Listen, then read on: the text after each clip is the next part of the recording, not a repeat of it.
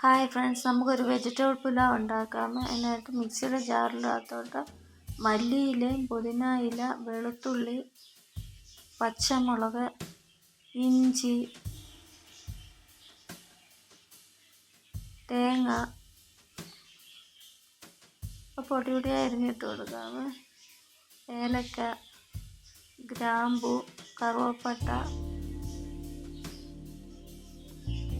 അതിൻ്റെ നമ്മുടെ ഗരം മസാലയുടെ എല്ലാ സാധനങ്ങളും വേണം. അതെല്ലാം കൂടി ഇട്ട് നമുക്ക് അതിന് ശേഷം ഇച്ചിരി പെരിഞ്ചീരകം, ഇതെല്ലാം കൂടി ഇട്ട് മഞ്ഞൾപ്പൊടി, ഇതെല്ലാം കൂടി ഇട്ട് നമുക്ക് നന്നായിട്ട് അരച്ച് പേസ്റ്റാക്കി കൊണ്ടുവരാം. പിന്നെ കുക്കർ വെച്ചിട്ട് അതിനകത്തോട്ട് നെയ്യും വെളിച്ചെണ്ണയും കൂടെ സമാസം ഒഴിക്കണം. അതിനകത്തോട്ട് നമുക്ക് ആദ്യം അരയ്ക്കാനെടുത്ത ഗരം മസാലയുടെ എല്ലാ സാധനങ്ങളും കൂടി ഇട്ട് പൊട്ടിച്ചെടുക്കാം. ബേ ലീഫ്, ഗരം മസാല എല്ലാം കൂടെ നമുക്ക് അതിനകത്തോട്ടിട്ട് പൊട്ടിച്ചെടുക്കാം. അതിനുശേഷം നമുക്ക് സവാള ഉള്ളി അരിഞ്ഞതും കൂടി ഇട്ട് വഴറ്റാം. അതൊന്ന് വഴന്ന് വരുമ്പോഴത്തേക്ക് നമുക്ക് പച്ചക്കറികളെല്ലാം കൂടി ഇടാമേ.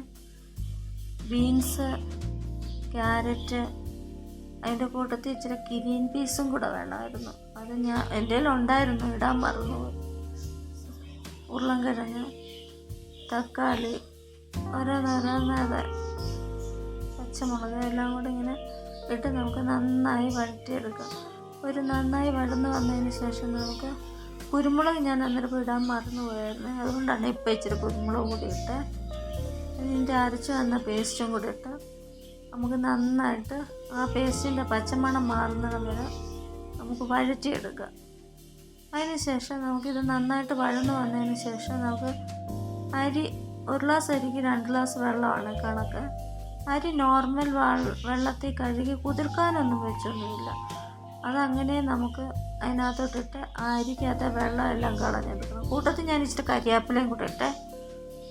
1 ഗ്ലാസ് അരിക്ക് 2 ഗ്ലാസ് വെള്ളം എന്ന കണക്കിൽ ഒഴിച്ച് വെച്ച് ഉപ്പും ഇട്ട് എക്സ്ട്രാ ഇച്ചിരി മഞ്ഞൾപ്പൊടിയും കൂടി ഇടണം. പിന്നെ ഞാനൊരു ഇതിടും, മാഗി മസാല, വെജിറ്റബിൾ മസാല കിട്ടും മാഗിയുടെ, അതും കൂടെ വാങ്ങിച്ച് അതിനകത്തോട്ടിട്ട് ഒരു വിസിലടിച്ചാൽ മതി.